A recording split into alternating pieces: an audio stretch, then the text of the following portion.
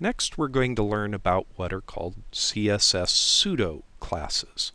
We've already learned how to define an HTML element as our CSS selector, or how to create unique IDs as our selector, or to create classes that we can reuse throughout the page. Now we're going to look at pseudo-classes. I've opened the sample file here in both Notepad and in a browser so that we can see what it looks like. And you'll see the only style I've applied so far is a style to the body tag to define the font to make it a little prettier to look at.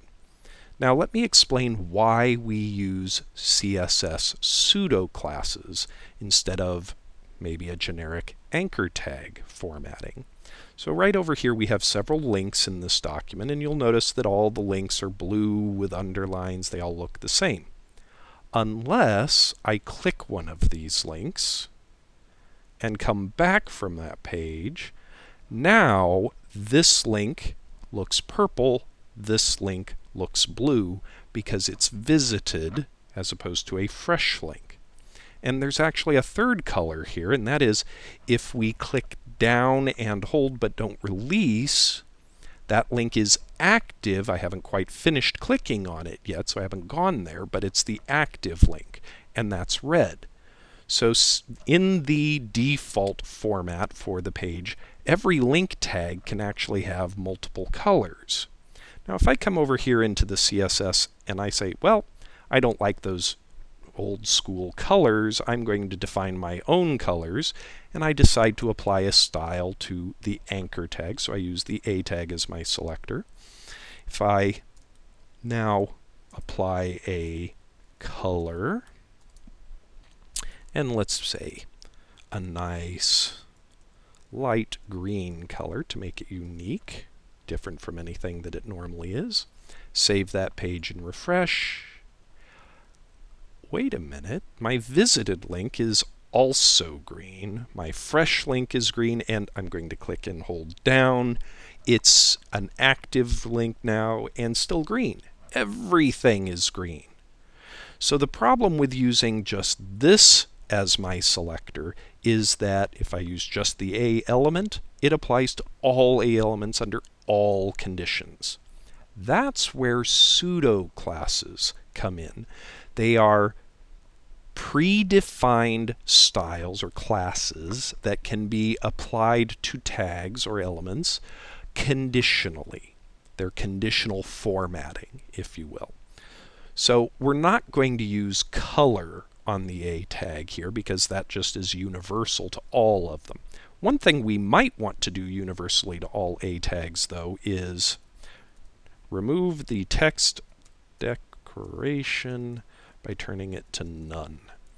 So I take the color out, I put text decoration none, and now all my links are text with color, but not with that kind of old school underline. Okay? Now, they still have no special color, so we need to go into our pseudo classes now. So I'm going to copy this because I'm still going to apply this to the A tag.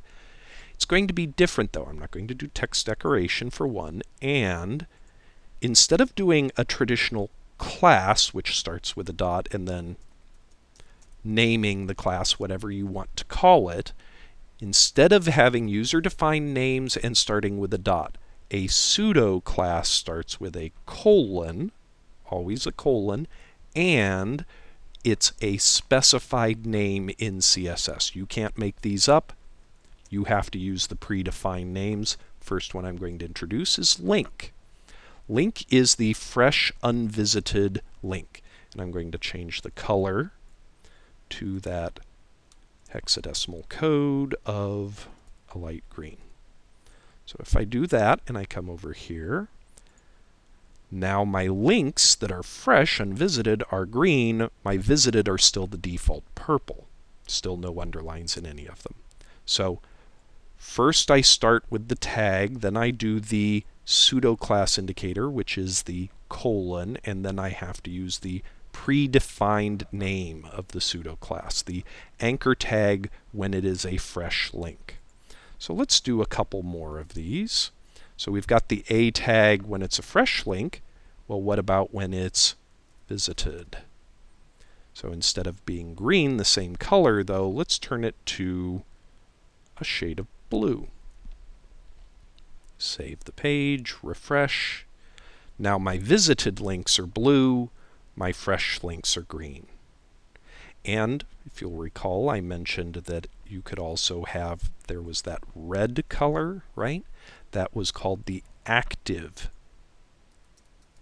state or pseudo-class. So link, visited, and active, and let's change the color for active to a red.